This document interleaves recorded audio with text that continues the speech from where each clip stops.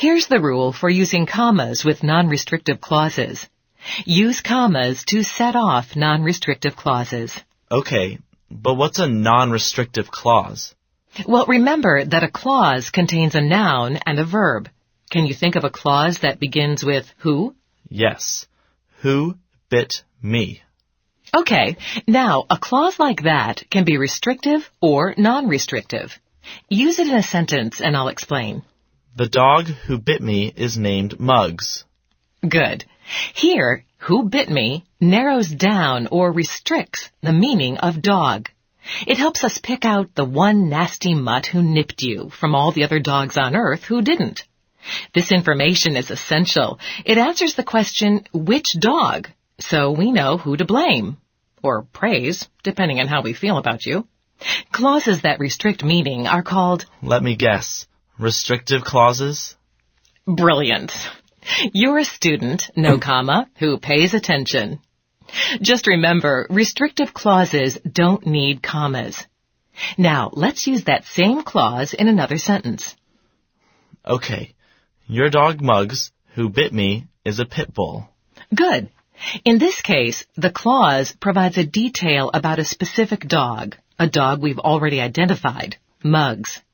In your earlier sentence, the general category dog can be restricted. We can ask, which dog? But how would you restrict a specific dog? Would you ever ask, which Muggs? Of course not, unless I were crazy and had named all my dogs Muggs.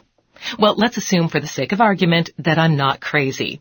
Since the clause doesn't answer our which question, it's non-restrictive. It provides a detail about a dog we've already identified. So could we say non-restrictive clauses need commas because they present information that is not essential?